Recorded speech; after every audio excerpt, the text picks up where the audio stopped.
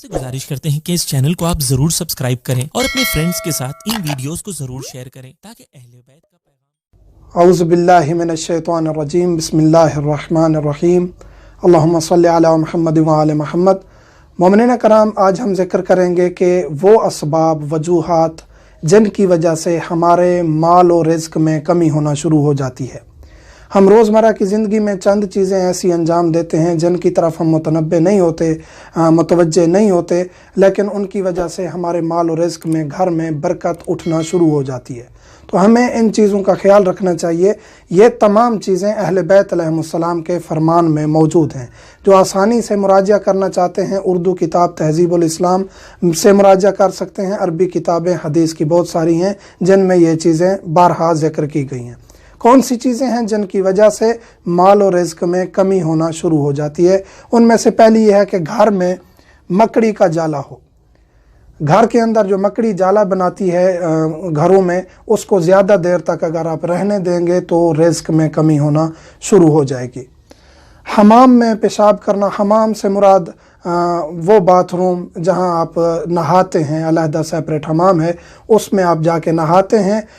नहाने के दौरान आप वहीं पेशाब करते हैं या अमूमी तौर पे उसको पेशाब करने के लिए इस्तेमाल कर लेते हैं बाथरूम को, तो उस वजह से भी रिज़्क़ में कमी होना शुरू हो जाती है। हाँ, एक अटैच बात है, मसलन के उसमें आपका जो है एक ही बाथरूम में आपकी सीट लगी हुई है, वहाँ आप टॉयलेट यूज़ करते हैं और साथ आपका हमाम भी है, तो वहाँ आप सीट इस्तेमाल कर सकते हैं टॉयलेट वाली, इसमें कोई मसला नहीं है। लेकिन जो बाथरूम का एक सेपरेट हिस्सा होता है, बाथरूम शुमार होता है, उसमें आप पेशाब करेंगे तो ये रिज़्क़ में कमी का बायस बनेगा।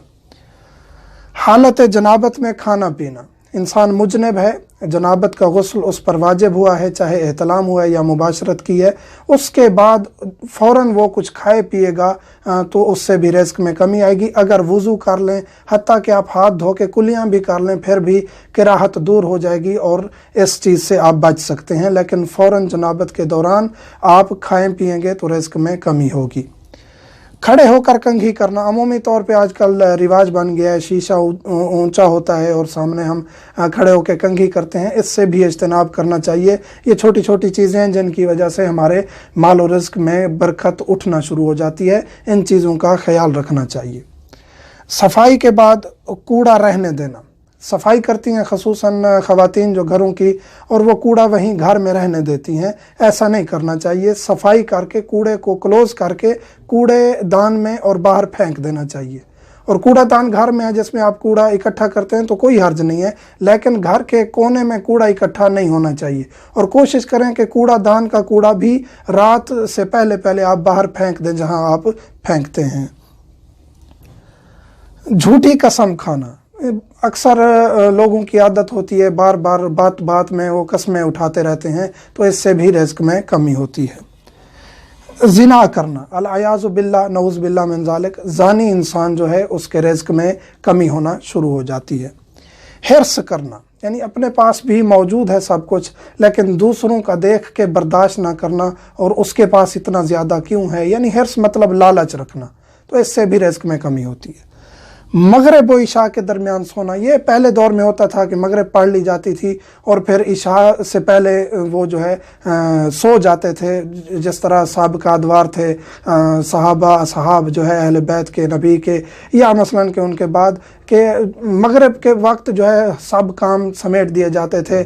मगरिब पढ़ के खाना खा के फिर थोड़ा सा रेस्ट करके फिर नमाज इशा पढ़ी जाती थी, तो उस वजह से यानी वो बाज़ असहाब जो है या बाज़ लोग सो जाते थे। आजकल ऐसा नहीं है, और ख़ुसूसन हमारे मसलक में तो नमाज़ें मगरिब पढ़ ली और फ़ौरन इशा पढ़ ली, ये बात सादे की नहीं आती कि हम मगरिब और इशा के दरमियान सोएंगे। तो हमारे यानी तकरीबन आज के दौर में ये बात वैसे भी नहीं है कि हमारा इस वजह से रिज़्क़ में कमी हो, मगरिब और इशा हम तकरीबन इकट्ठी पढ़ लेते हैं। झूठ बोलना, झूठ बोलना अमूमी तौर पे ये एक आदत बन गई है, बात बात पे झूठ बोलना, ये एक तो गुनाह कबीरा है और इसके साथ साथ रिज़्क़ में भी कमी आती है।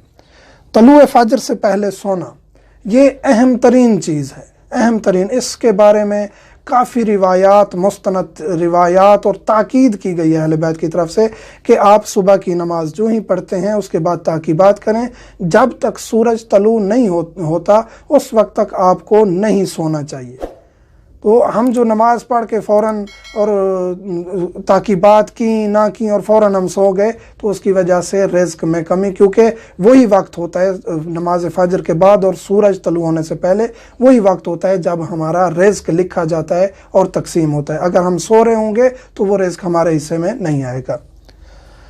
گانے سننا، موسیقی سننا، وہ راگ سننا، گانے کے اوپر، موسیقی کے اوپر انشاءاللہ اسپیشل ایک ہم ویڈیو بنانے لگے ہیں جلد ہی کہ کون سی موسیقی حرام ہے اور اس کی کیا صورتحال ہے، تفصیلی ہم ذکر کریں گے۔ گانے سننا بھی رزق میں کمی کا باعث بنتا ہے۔ رات کے سوالی کو لوٹانا، رات کو اگر آپ کے پاس کوئی سوالی آ گیا ہے اللہ کے نام پہ، اس نے کھانا مانگا ہے، پیسے مانگے، اس کو آپ نے خالی لوٹایا ہے تو یہ بھی آپ کے رزق میں کمی کا باعث بنے گا۔ فضول خرچی کرنا، فضول خرچی تو آٹومیٹکلی ہر انسان کے ذہن میں بھی آ جائے گا کہ فضول خرچی کی ہے تو رزق میں کمی ہو جائے گی۔ فضول خرچی نہیں کرنی چاہیے، اعتدال پسندی پہ چلنا چاہیے۔ اقربا کو اذیت دینا، اپنے بہن بھائیوں کو، رشتہ داروں کو جو آپ کے اقربا ہیں ان کو بغیر کسی بات کے، بغیر کسی وجہ کے ایسے ان کو اذیت میں رکھنا، ان کے خلاف رہنا اور ان کے خلاف باتیں کرنا، یہ آج کل تقریباً معاشرہ جو ہے اس چیز کی طرف چل پڑا ہے کہ ذہن میں کوئی نہ کوئی پلاننگ ہوتی رہتی ہے کہ کس کو کس طرح ٹارچر کرنا ہے، تو یہ جو ہے رزق میں کمی کا باعث بنتا ہے۔ اور اقربا کے، ہمسایوں کے، ان تمام حقوق اللہ نے، اہل بیت نے واضح طور پہ بتا دی ہیں۔ ان چیزوں کا جب ہم خیال رکھیں گے تو خدا کی ذات ہمارا بھی خیال رکھے گی۔ مومنین سے ملتمس ہوں مجھے، میرے بچوں کو اور والدین کو دعاؤں میں یاد رکھا کریں۔ الحمدللہ رب العالمین۔